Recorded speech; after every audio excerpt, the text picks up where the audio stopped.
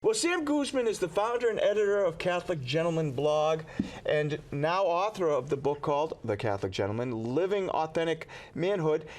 Thank you so much for being with us, Sam. How you doing? Doing great. Thanks so much for having me.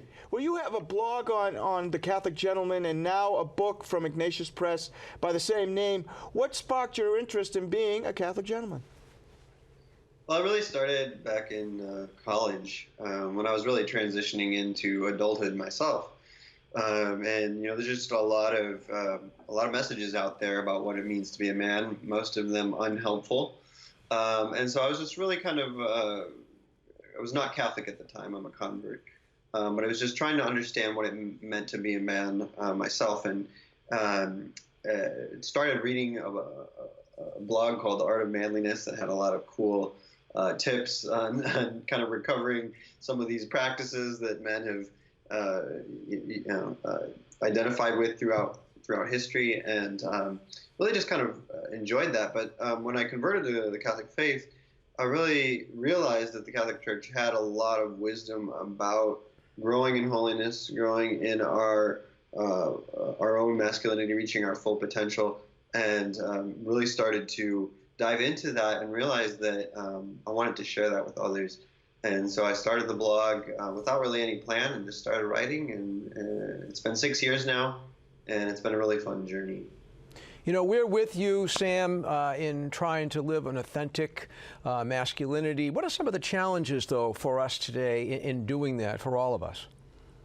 I would say one of the first ones is just the kind of anger and vitriol hurled at men a lot of times in our culture. I mean, the word, toxic masculinity is thrown around quite a bit. And if that means that men are often sinners and are often unmanly in their behavior, okay, I can get on board with that. Men have a lot of work to do in our culture to grow and mature and be the best men they can be. But what you often find that means is that manhood itself is toxic. The way that people use that phrase. And so a little boy picks up a stick and wants to pretend that it's a sword, and someone says, aggression, he's being toxic, toxic man, and they try to suppress that.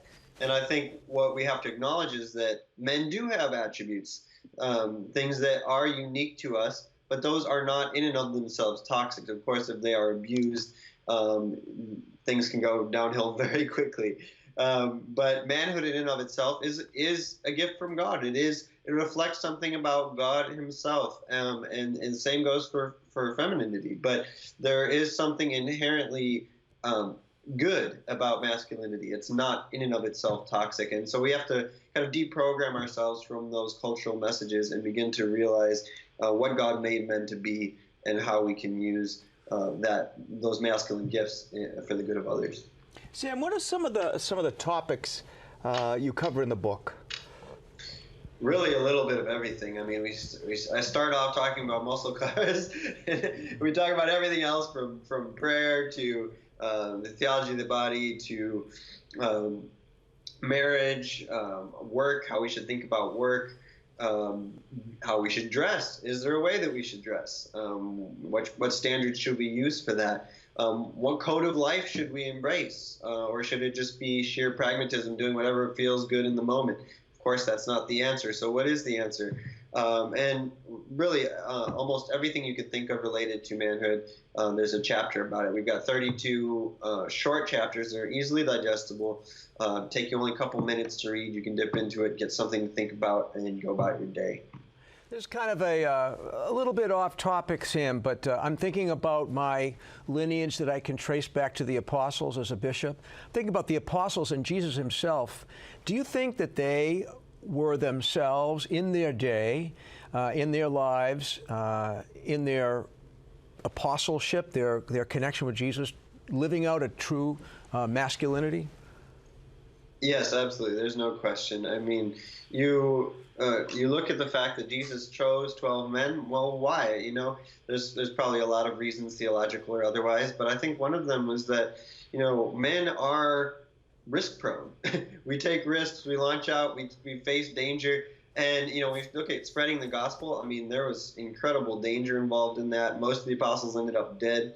But they had that masculine courage, and they launched out. And of course, there were many incredible women surrounding Jesus at that time, but they had a different role. And you see the apostles, though, they would get out on the street corner, boldly preach, confront, the Pharisees, things like that. And it was a very manly thing to do, and it cost them a lot. It cost them everything, ultimately, in most cases. But they had that courage, and they were able to spread the gospel throughout the world at that time. And so I think there was some intentionality there. And yes, they were living. A lot of people hear the word Catholic gentleman, they picture some Victorian gentleman in his coat and tails and top hat. I don't think that's what Catholic gentlemanliness is about. I would say that Jesus and the apostles were all Catholic gentlemen, in the sense that manly strength that they had, that courage, that willingness to confront danger, was something that was disciplined and under control, and under the control of the Holy Spirit, ultimately. And it was channeled into the service and the good of others, which you see with Jesus wash the disciples' feet. He kind of turned their ideas of power and strength upside down and showed that it was really, power is found through service, strength is found through service. And I think that's something that transcends time. Well, you're a busy dad, blogger, and author. Tell us how viewers can follow your work and get their own copy of the book. Yes, well, you can follow my work at CatholicGentleman.net, CatholicGentleman.net. We're also on all social media platforms for the most part, Facebook, Instagram, Twitter. I have quite a social media community there. You can also find the book pretty much wherever books are sold, Barnes & Noble, Amazon, your local Catholic bookstore. I would start there. If they don't have it, they can probably order it for you. So you can get it pretty much everywhere. Sam, thank you so much for sharing some time with us today, and have a great day. Thank you. Thanks, Sam. God bless.